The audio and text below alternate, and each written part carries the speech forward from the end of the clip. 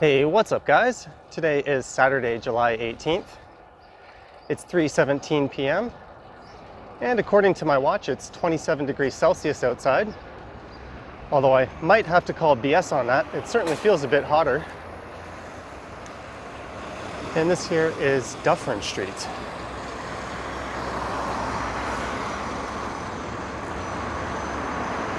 I can't see if the coast is clear, as there's a couple of buses blocking my view, but the plan is to turn south onto Dufferin Street and take this south all the way down to Exhibition Place. And then from there, I'll head east along Lake Shore and call it a ride.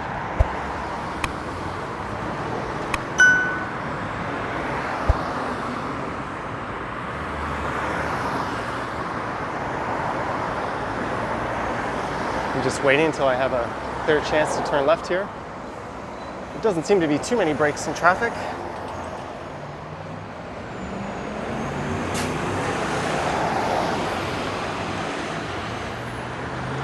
This is just north of Eglinton Avenue. There's a chance.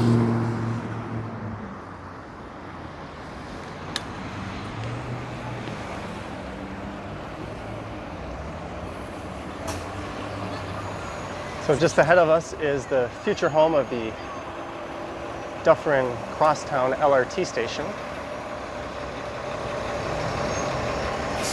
which has helped contribute to this traffic jam we're experiencing. I guess I'll be nice and let this double bus in.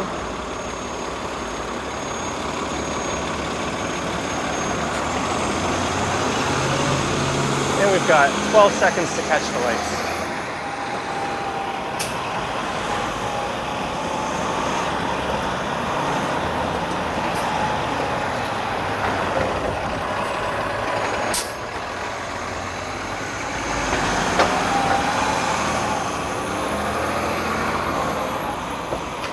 So Dufferin Street is a major north to south node that runs along just to the west of downtown. It starts at Exhibition Place along Lake Shore, and it runs north to just past Highway 401 where Yorkdale Mall is. And then it briefly ends as Downsview Park gets in the way. And it starts up again just north of Shepherd West Station, and then it'll continue well north of the city of Toronto. So if you are looking to travel north to south across the city, this is not your best bet.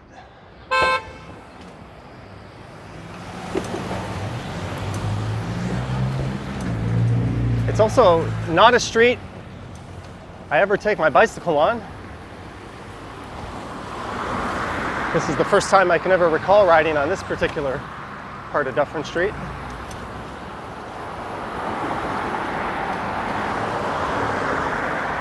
You could certainly do better if you're looking to head south in the city.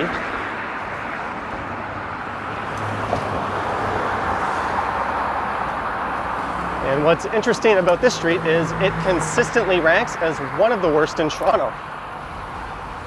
I think last year, according to the Canadian Automobile Association, this was the second worst street in the city and the third worst in the entire province of Ontario,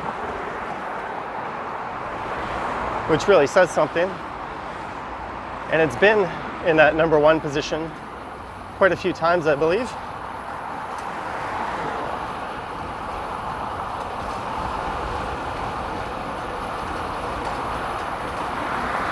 This part of Dufferin in particular is really nothing special.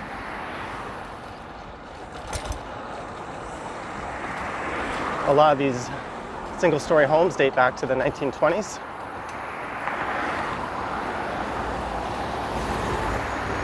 When this would have been considered a more rural part of the city. And in front of us is the 29 bus. That bus serves the portion of Dufferin from Exhibition up to Wilson Station, which is just north of Highway 401. And then there's another bus on the northern leg of Dufferin Street. I think it's the 105. So you could take that from Shepherd West Station, which was formerly Downsview Station. And that'll take you up north of Steeles, which is the northern border of the city.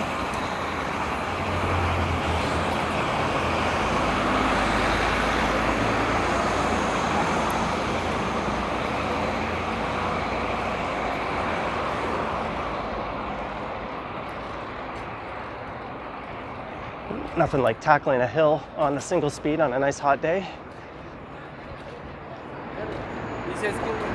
Hopefully this bus will be able to get some separation on me.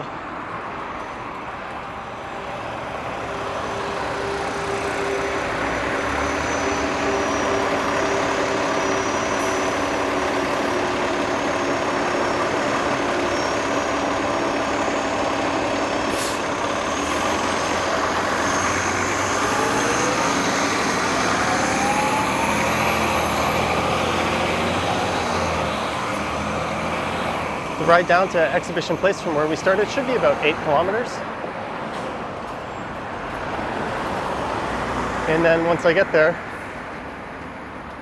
I believe Lake Shore Boulevard should be closed on the eastbound lanes to traffic. So we'll jump into those lanes and take that east over to Queens Quay. So this here is Rogers Road.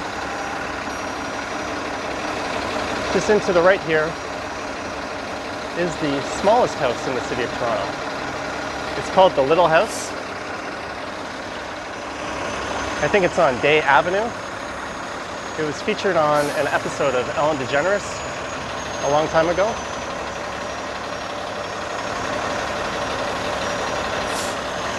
And if you're curious and poke around Google Maps to see what it looks like, you won't be able to see it because it's one of those properties that the owner has requested to obscure it from Google Maps.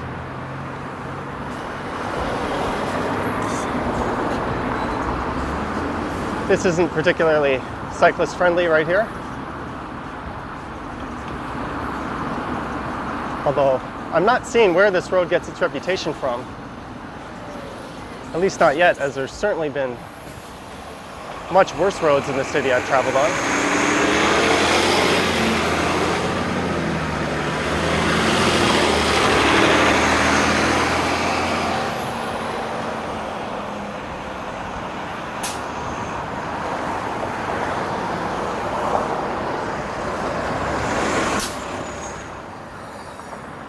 Maybe I can stay out in front of this bus from here on.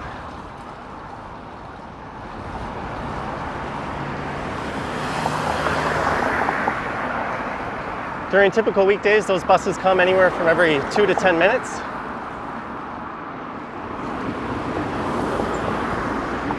That's one of the busiest bus routes in the city.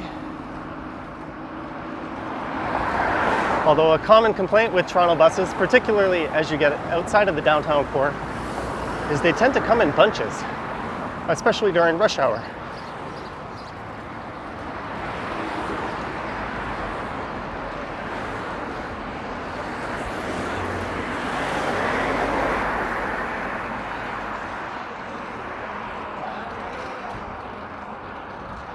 So this is the Corso Italia neighborhood we're passing through.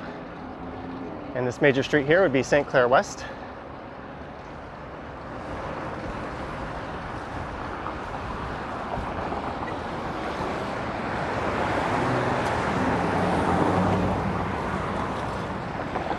There's a dedicated streetcar track that runs through here. That'll take you east past St. Clair West Station and over to St. Clair Station.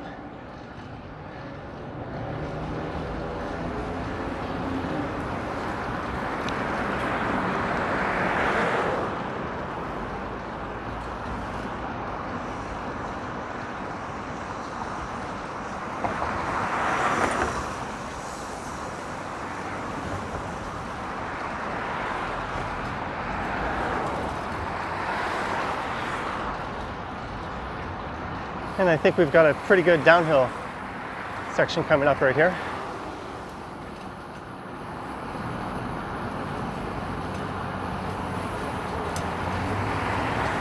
There's no sense in pedaling. I won't be able to keep up with it anyways.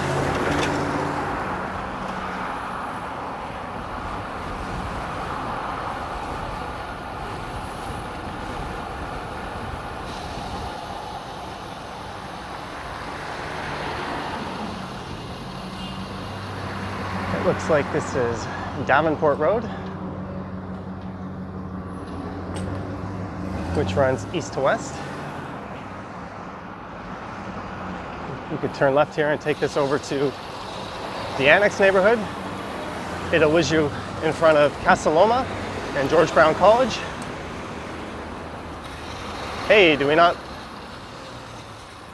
check for oncoming vehicles or cyclists anymore?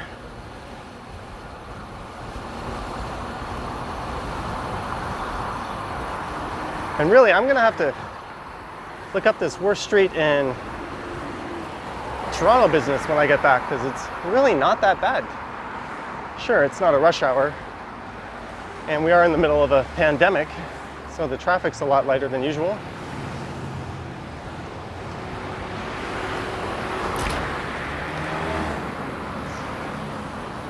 So just up here on our left is Geary Avenue. That's been hailed as one of the up-and-coming streets in Toronto. There's a North of Brooklyn pizzeria right there. There's a really good craft brewery called Blood Brothers on that street. They've got a nice patio, which I'm sure is doing a healthy business right now. It's a little reminiscent of what Ossington Avenue used to be. Not quite, it's a bit more industrial. There's a lot of auto repair shops and that kind of thing on there. But I wouldn't be surprised if in 20 years from now there's a Starbucks and it's fully gentrified. So this is DuPont Street. Just on the right is the former Galleria shopping center.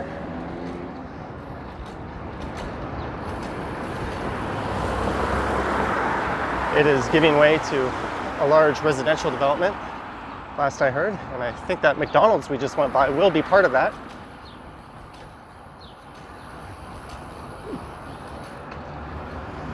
And the next major street we're approaching is Dufferin. Sorry, Bloor Street. I was thinking of Dufferin Station coming ahead.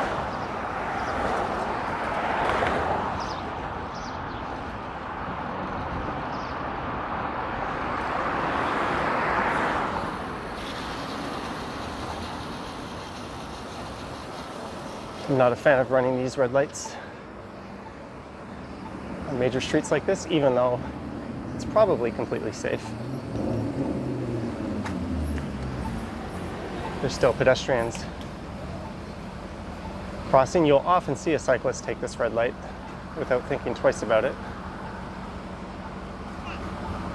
They really shouldn't be doing that, and at the very least should be coming to a complete stop and making sure it's clear.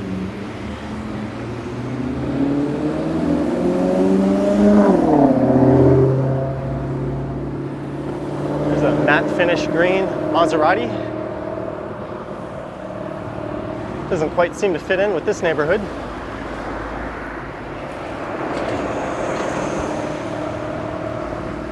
For the most part, Dufferin seems to have avoided a lot of the modern development that's swept across Toronto.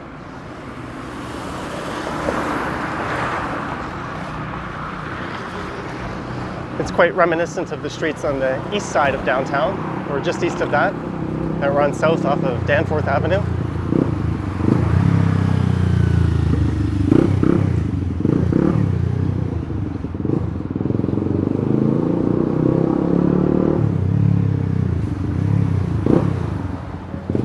I think there's a motorcycle behind me trying to split these lanes, but I'm already here.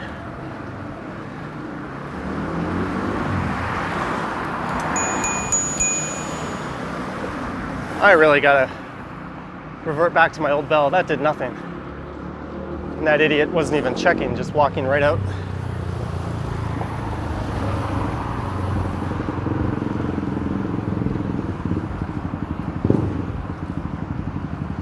So this here is Bloor Street West. This will be Dufferin Station. You could turn left here. This will take you through the Ossington and Bloor neighborhood in the Koreatown, and then into the annex.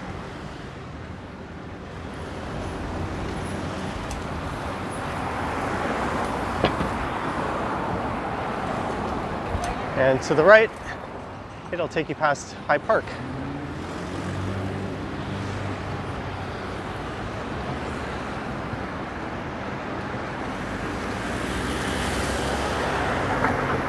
That's the Kent Senior Public School on the right. And coming up just here on the right is Dufferin Mall, which in the early 1900s was Dufferin Racetrack. So they used to have a horse race track here. Now it's a large shopping mall. There's a Walmart, Toys R Us, and No Frills as the anchor stores.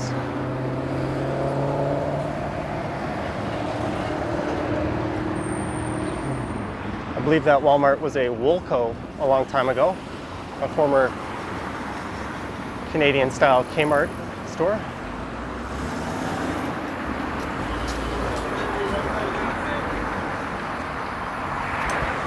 On the left, I believe, is Dufferin Grove Park. I spent an awful lot of time in Dufferin Mall as a kid, as my father ran the bowling alley that used to be located in the basement here. It was a 5 and 10 pin bowling alley with a bar and arcade, well, a small arcade. And the entrance for it used to be right here where this Marshall's is.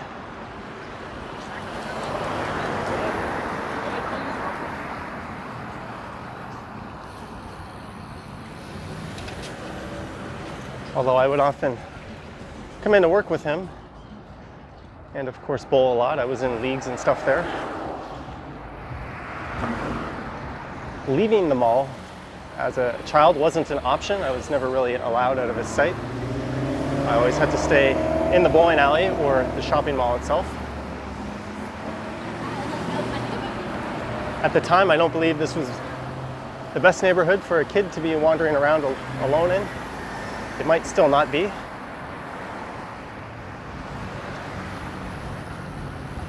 This is College Street. So south of here to just past Dundas is a neighborhood referred to as Little Portugal. And if you turn left here, that'll take you through Little Italy.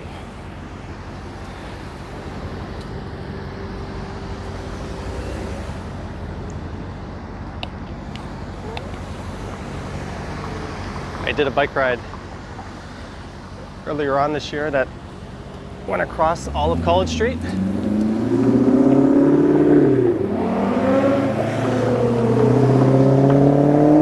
Look, he's got that big expensive car, but he's not really gaining any ground on me.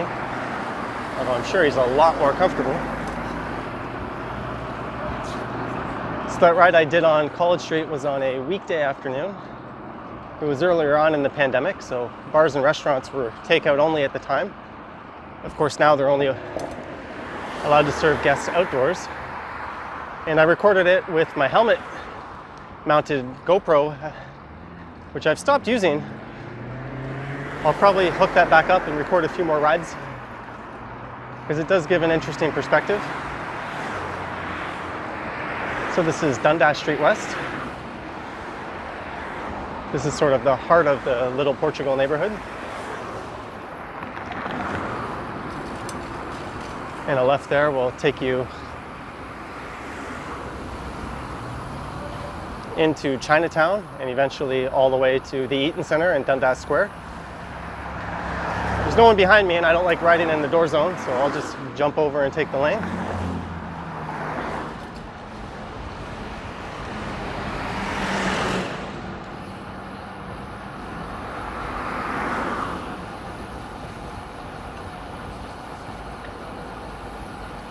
I am going around 30 kilometers per hour.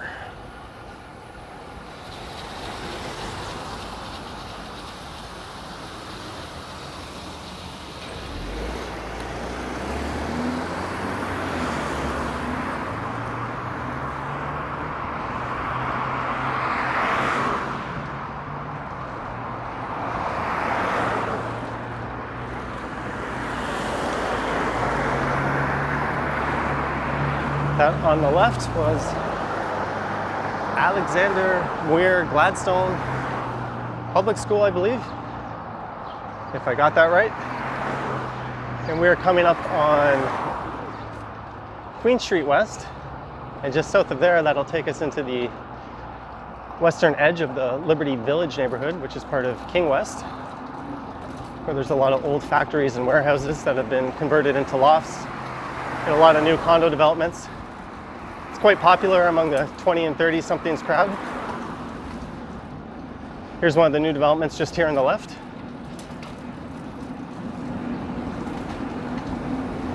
And we get a bike lane. Just randomly appears out of nowhere.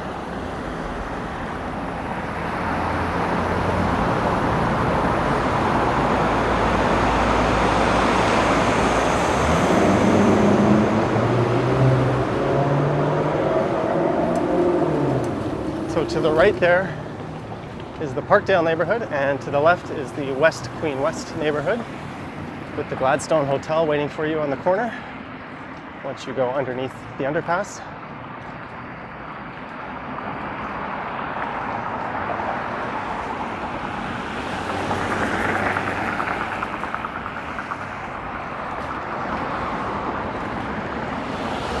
And the bike lane seems to have disappeared. I'm not sure why that would even be there for such a short stretch, because all it does is take you to the intersection, and it keeps you squarely on the right of right-turning traffic, which is a particularly bad design, because you often have cyclists and drivers coming into conflict as cars try to turn right, and cyclists want to pass straight through.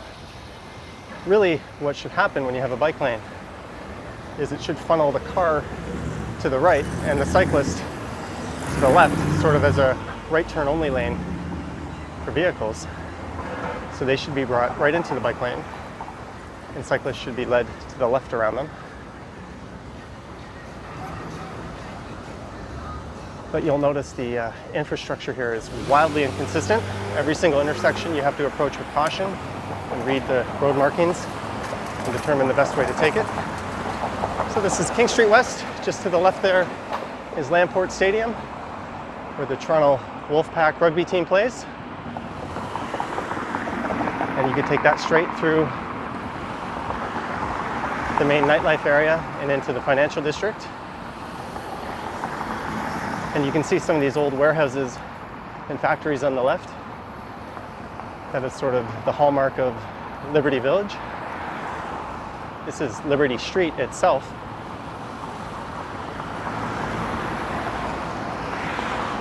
So I'll have to come back here and record a few more videos. And believe it or not, we're almost at the end of Dufferin Street.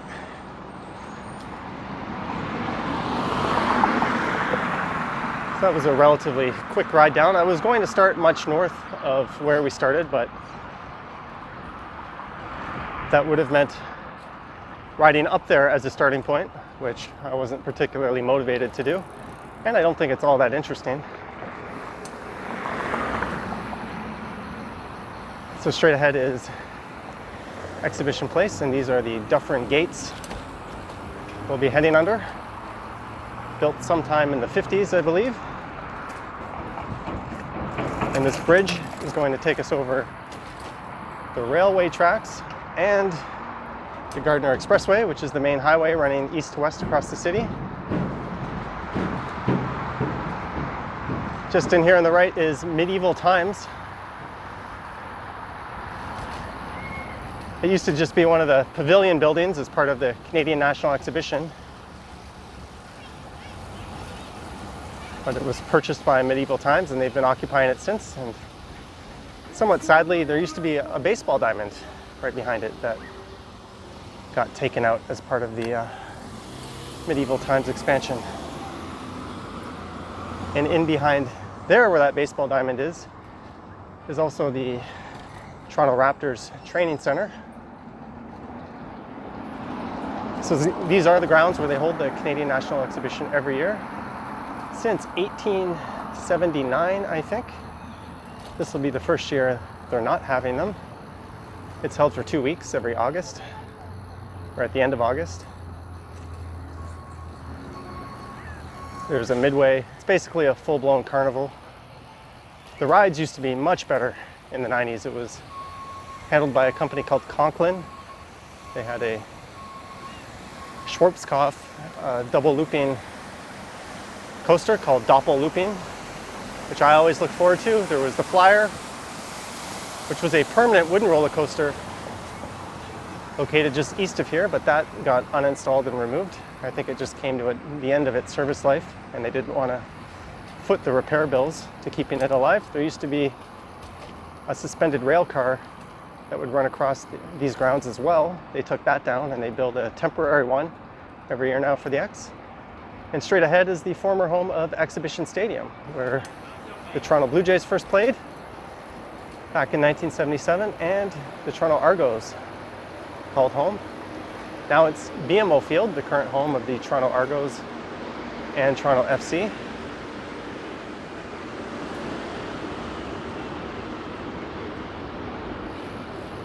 And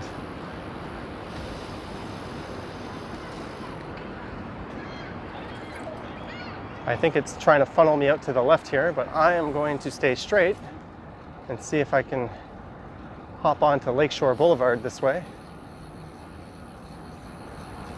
Road closed. To the left. This might not have been a good idea, as I'm only going to be able to turn right here, it seems.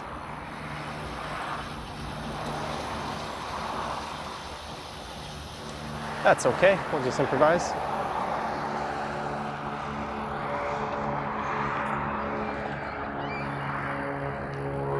This works. So that there is Ontario Place. And this is Lake Shore Boulevard West. This is part of the ActiveTO program, where they close down eastbound lanes on the weekends. They do this on the east and west end of downtown.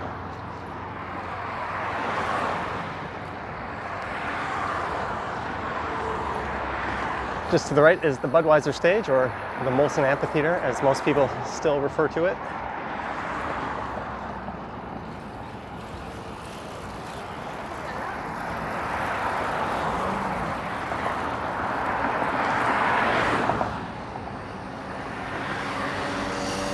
So this whole thing came to be earlier on in the year as a result of the coronavirus. They're just looking to create a way to get people out and enjoying the city while keeping physically distanced from one another. There's a bike trail that runs parallel to this. So from an infrastructure point of view, it's not the most necessary thing in the world, but it certainly is nice.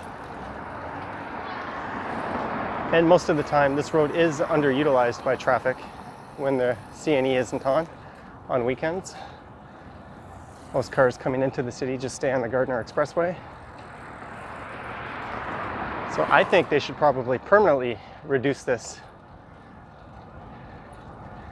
into half. So just the west side would be permanent and this side can be opened up. The city needs to make more gestures like that towards cyclists and pedestrians, as it's still an extremely motorist-friendly city. There's a number of food trucks on the right.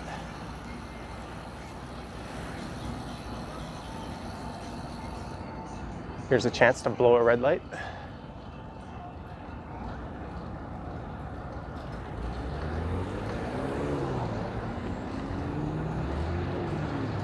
So we are heading towards downtown.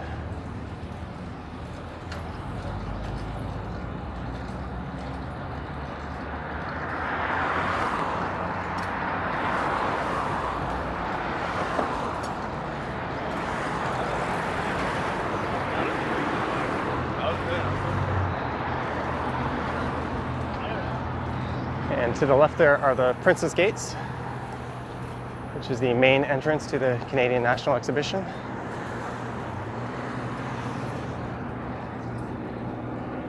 And on the right is Coronation Park.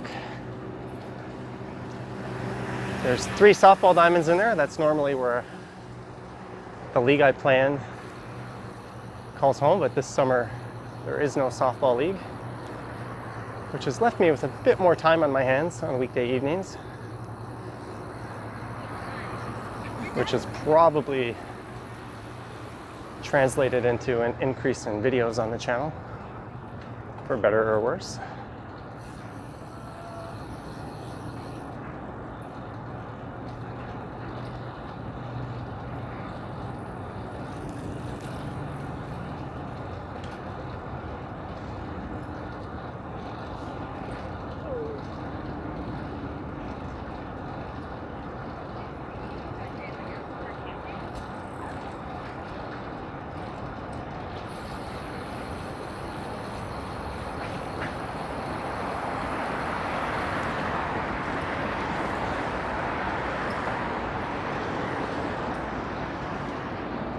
So here's where the eastbound lane closure ends.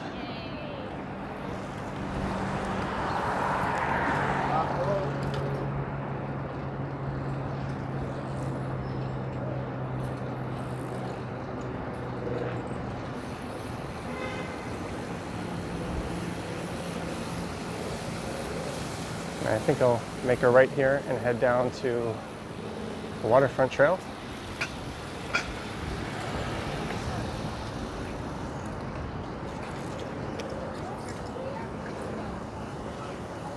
And here's where the fun begins, as it's usually quite crowded.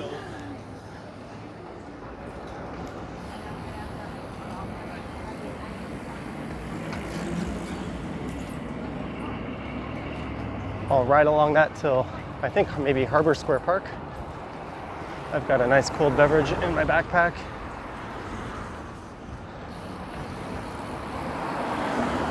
Which I think would go down extra good right now.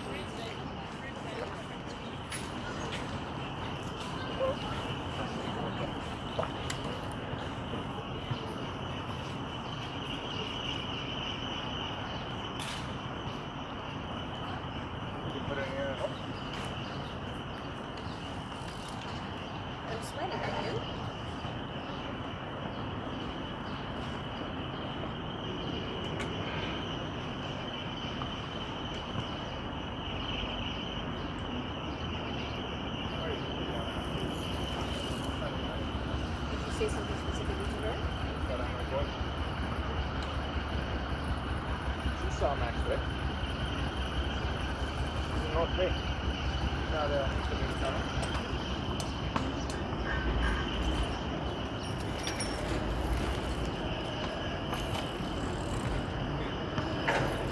Always got to be super careful around these parts. There's often cyclists wandering onto the wrong side, pedestrians who decide for some reason to occupy the recreation trail even though there's a sidewalk running parallel to it.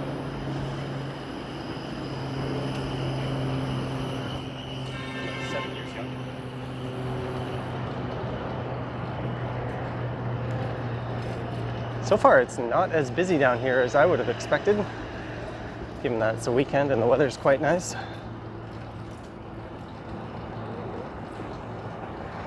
Of course, there's a lot less in the way of festivals and activities going on in the city. So there's probably a lot less people from the outskirts and the suburbs making their way down to this area during the summer. There's less reason to come here.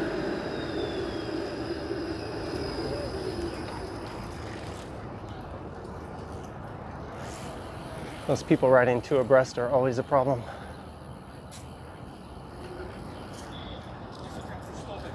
Yes, sure.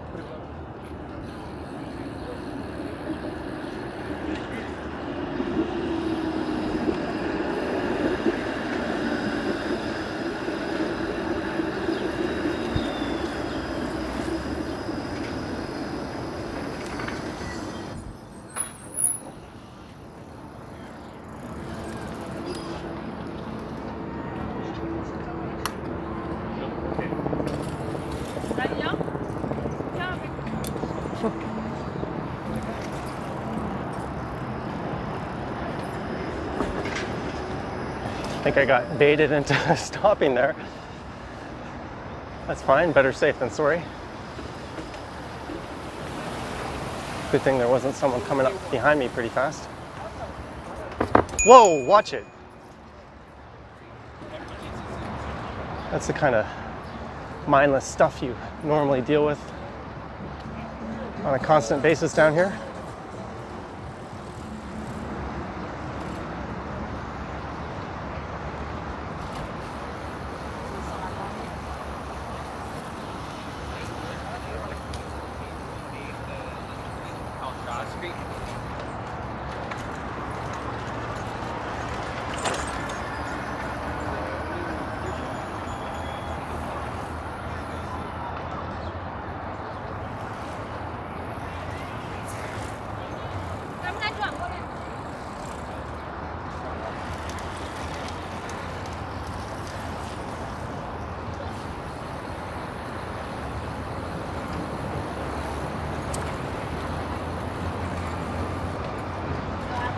Aside from that one incident, it's actually one of the nicer rides I've had down here in the summer. Although I'm not taking it as fast as I normally would.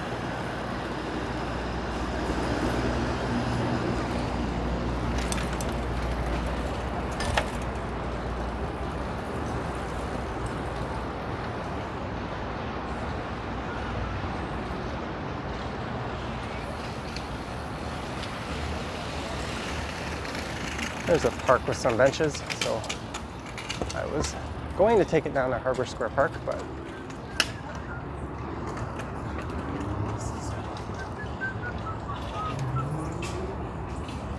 I think this is as good a spot as any.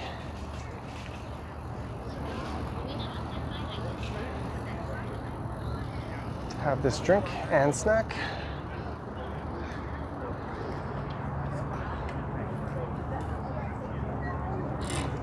So thanks for watching. I hope you enjoyed this ride down Dufferin Street and along the waterfront. Let me know your thoughts in the comments below, and I'll catch you on the next one.